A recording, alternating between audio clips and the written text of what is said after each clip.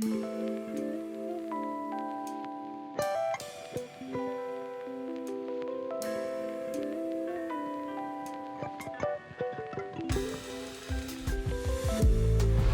morning, everyone. This is D&D Gardening, and I am Dee. And today, this is my second video. I've got one other video that I need to do, and this video is on my compost bin. Yes, finally got one, and I wanted to tell you about the type of composting that I'm doing. It is cold composting.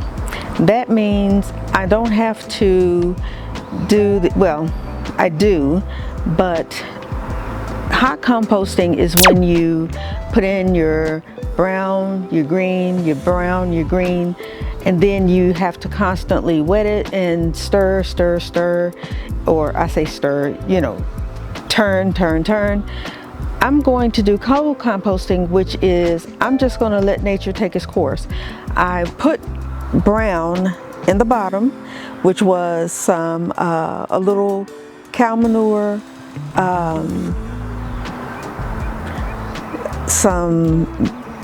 what did I put? Some twigs, a little mulch, and when I say mulch, I put some cedar, finely ground cedar mulch, and you know, just grass and stuff that I had, my husband, not me, had pulled up, and then I just started dumping kitchen waste and garden waste, you know, where I've pulled dead leaves, things like that. And I'm gonna let it do what it do. And I will show you my bin that I got from Amazon.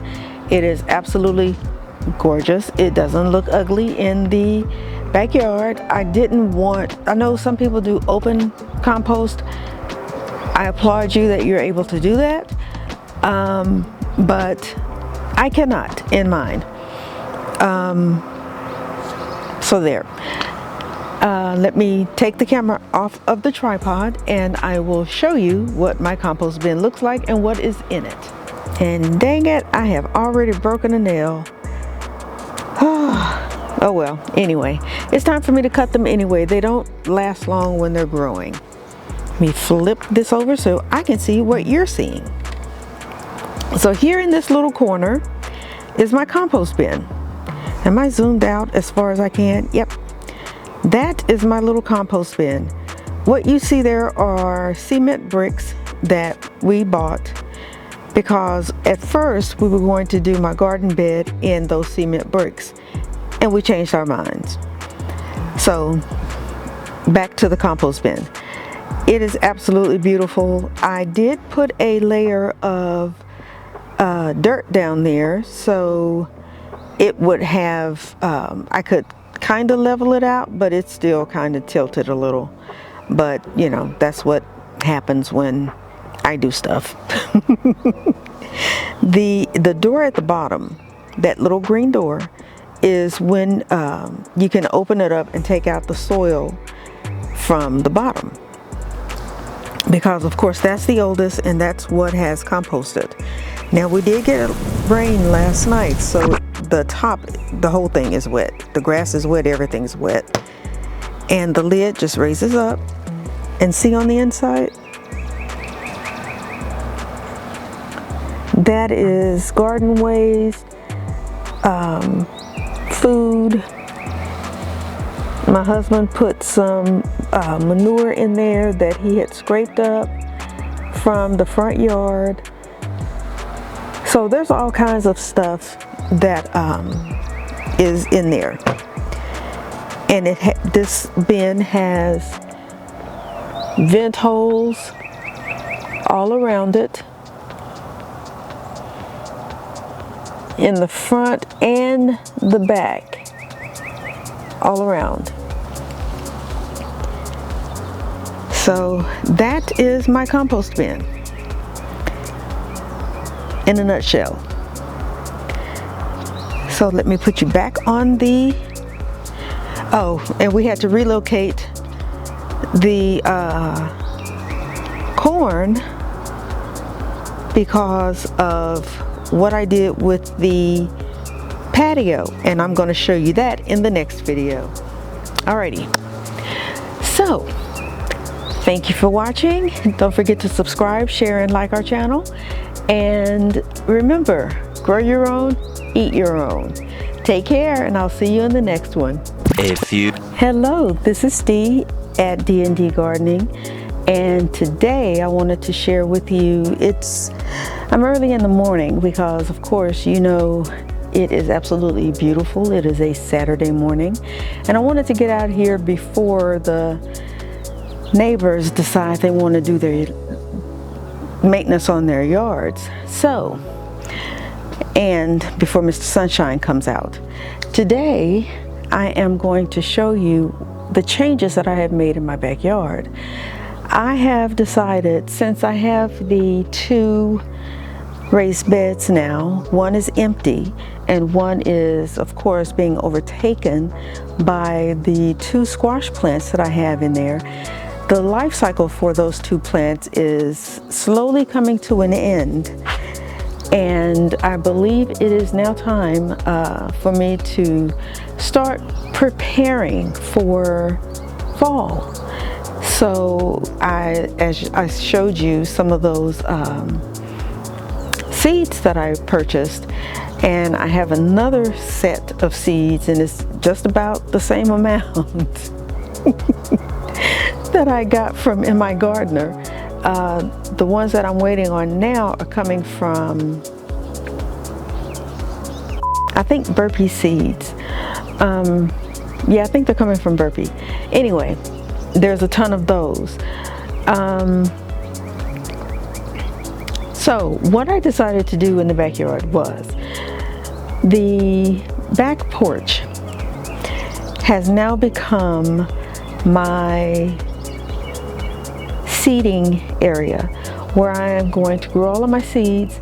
I'm going to keep them outside. And what I needed, because again, this is Texas and it gets hot, I was going to put up some shading because I had a shade cloth. And immediately I thought, I have a canopy from the times when I used to make and sell Bath and Body products. So I was like, I'm going to put that canopy up. So my husband and I got out here, we put the canopy up and put the canopy top on, and we left it up overnight, and then we were like, well, I was like, that ain't gonna work, because with the canopy, it provided way too much shade. No sun was getting through, and it blocked our cameras. We couldn't see a thing going on in the backyard. So I had the bright idea as to, which completely surprised me, that I got up the following morning, bright and early, and took out my shade cloth that I bought and took the canopy top off and used the canopy frame and put up my shade cloth. And it's been working like a charm. We can see through the canopy on the cameras, and it is providing shade for my seedlings. And the seedlings, they were outside, so there ain't no problem with me having to harden off my seedlings or any of that. All I have to do is put them out here. They're in the sun, they're getting shade, but all I have to do is go from one part to the next part, and easy peasy, right? So let me show you my canopy. Got to take you off the tripod. Yeah. Okay, we're gonna take a little walk into my yard. And I'm gonna spin you around, and look at that. It is covering my patio, and I'm using my canopy. Pretty cool, huh? Now, the canopy, I can't remember how big it is. I think it's a 10 by 10, but the canopy, the shade cloth is longer than the canopy, but it didn't completely, it's not as wide as the canopy, if that makes sense. But it's long enough and wide enough to do what I needed to do. So I think, ooh, I'm on a hill, so I almost tripped. But the shade cloth is doing exactly what I needed to do. And it now allows me in the morning to actually do something that I haven't been able to do for a while because it's been too dang hot. And that is come out here, sit with my garden, and just enjoy looking at my garden. I can come out here, I can have my coffee or just a nice cold drink and, you know, iced tea or a soda or something, and just enjoy my garden, enjoy my backyard. And now I can do that because I've got a little shade. So yay, I really am happy about that. But before I move from this spot, I want to show you something. Look at my bell peppers, you guys. Now I think there's only 4 on here, but look. Is it, uh-oh. I don't think it's focused. Is it focused?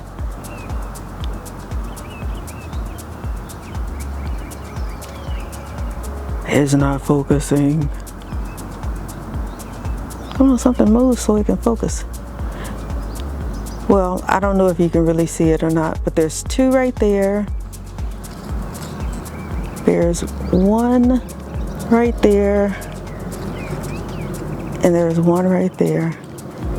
Remember, I was so worried about this plant not having anything at all. I guess it's just a slow grower, but now I'm just ecstatic. So now that I showed you the canopy, I'm going to show you the table where I have things growing. In this little pot, I have fern leaf dill, sweet basil, and some bunching onions. And I did it in a row for each one. Nothing has popped up yet, and I don't think it is, because I bought those seeds from an unknown supplier. Well, I know the supplier, but I won't put them on blast. That is a Bush Champion cucumber, and he's got several true leaves, so I think it's time to put him in a pot and stake him. Here in this tray, I have several things growing, and this is another reason why I said that I needed to get that diary, because I needed to remember things, when it was time to plant things, when it's not time to plant things. I think I planted some of these things way too early, but we're going to see what happens. These 2 rows are kohlrabi. These 3 rows are cabbage, Brunswick cabbage. And these 3 rows are all seasons cabbage. Oh yeah, all of them except for this one has sprouted. Not sure what's going on with that one. The next tray has this one, and that one behind it has Sun King broccoli in it. And this one, and that one has snowbell cauliflower in it. Now back this way, let's see. Oh, I think I'm showing you the wrong one. This one, and this one here, these three have garden bean, tender green beans. And these three, oh no, this one, and that one has the garden bean, green bean. And this one right here is the Ford Hook zucchini. But that's what I have on my grow table. Oh, hang on, I got one more. Ew. I need to wipe this table off because the minute it started raining, it watered the plants and now the table looks grungy. In this tray, I have, here is Blue Lake 274 beans that are not going to make it because they don't like temperatures over 90 degrees. And like I said, this is Texas. It's going to get over 90 degrees. As a matter of fact, today's supposed to be 93, and they're not going to make it. I didn't find that out until I was doing my garden journal, and if I had known that, or if I had remembered that, I wouldn't have planted those. You guys, oh my God, I just looked up and guess what? Look at this. You are seeing this thing live. You see that? Guess who he is? Yep, squash vine borer. Yeah, I tell you, there's lots of things that you notice when you come outside early that I'm not going to say what I want to say, but you know, it's inevitable. There is absolutely no way you can avoid getting them because you have to leave your plants out in the open so the bees can get to them and pollinate them, unless you want to come out and every day pollinate them yourself. And let me tell you, it is labor intensive, because at first that was what I was going to do, which is why I had the netting over it. And I just got tired of being scratched and stuck and poked, and I just got tired of it. So I just took the netting off and I couldn't do it. Couldn't do it. So it's inevitable that you're going to get a squash vine borer or a squash bug. You can't stop it. You can't stop it. You just can't. So yeah, my squash will be gone soon, but it's okay because I have gotten, oh my God,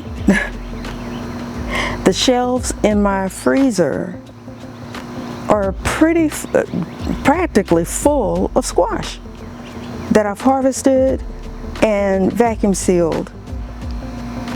It's just full of squash. So I'm okay. I'm okay with that. So anyway, back to my table. In this cell tray, I've got Clemson spineless okra. And in this tray, in this seed tray, I have Carnival Blend bell pepper, because I want more bell pepper, because I found out doing my journal that bell pepper plants only produce 4 to 5 bell peppers each. So I want more bell pepper than that. So you have to plant more bell peppers if you want more bell peppers. In this seed tray, I have the long red cayenne pepper. And let me tell you guys, I am having the hardest time growing peppers. But then it could have been the seeds, because they were a brand I had never heard of that I got from my local big box store. So that could have been why. This is another seed tray of the Carnival Blend bell pepper. And this is a seed tray of jalapeno peppers. So let's see what happens. And I've got, and as you saw in my journal video, I've got other seeds that I'm going to be planting. So this table is going to be full, absolutely full of seedlings that I am going to plant. Now, remember that black seeded Simpson that decided it wanted to grow on its own? Well, I made up this, with my husband's help of course, made up this little screen, you know, extra shading for my lettuce. And because I didn't think the 40, well, I had it under this at first before the netting went up, the shade cloth went up. And I know the 40% is okay, but I kind of wanted to hide it from, you know, pests, you know, flies and crickets and grasshoppers and all of those things that like to eat on your leafy greens. So I hid it under here, and it is trying to get back up there. It is trying to really take off. So I'm gonna let it just keep going until it decides it doesn't want to anymore. So he's doing good. He is doing very well. I found out I can't do turnips this time of year. But that's okay. That's okay. So, yep, that's what I'm doing with my patio now. This is a zucchini plant that I planted over here, and he's taking off very well. I'm gonna have to adjust the netting. I didn't want anything poking around at the seedling, so I put a net over it. And over here, as you can see, we moved the container stand, because I have one over by the corn, and then I have this one over here by my little table, my seed table. And that looks like an eggplant. That would be so awesome if I could get an eggplant, because you guys know I have been trying my best to grow an eggplant. But there's a little seedling right there. And I planted more tomatoes, but nothing yet there, and nothing yet there. And my bed is finally full, but it doesn't have anything in it. So I'm getting ready to start that. The cucumbers. Remember how the cucumbers were when I first planted them, and they were hanging over, because they were a bush cucumber, and they were hanging over the pot, and then I stuck those stakes in there and was trying to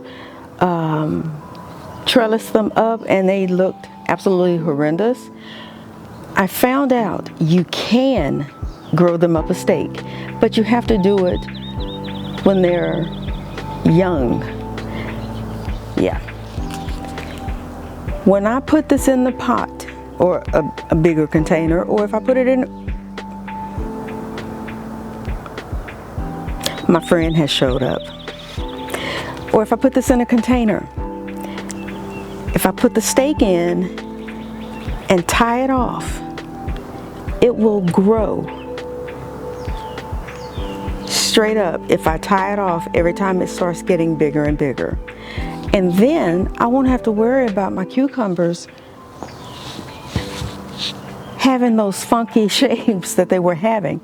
They will grow straight. Found that out doing my journal. I can't tell you how helpful that doing this journal has been. So anyway, I don't want to, and you guys, you don't have to buy one.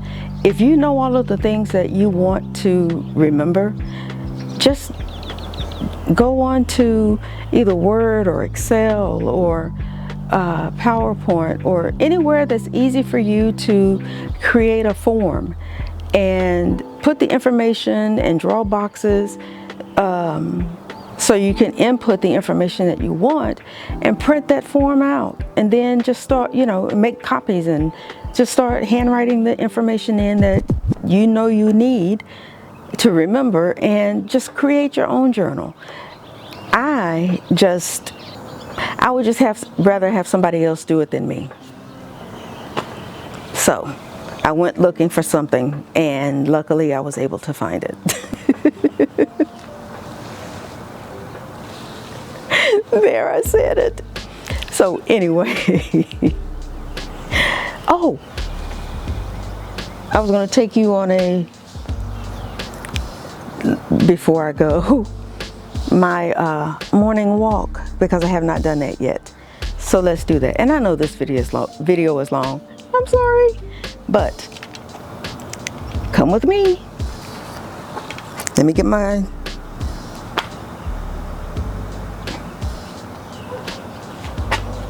I left it in the house. Now I'm ready.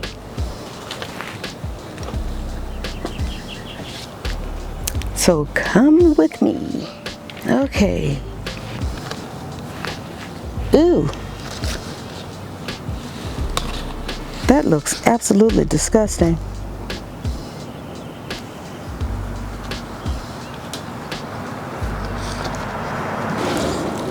Look at this.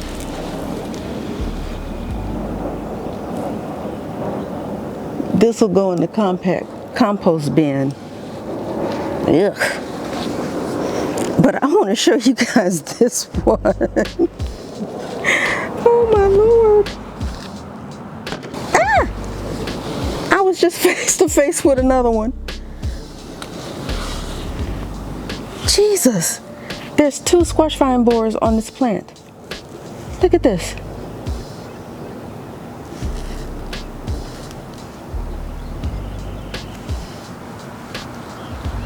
I want to show you guys this. Squash vine borer number 1.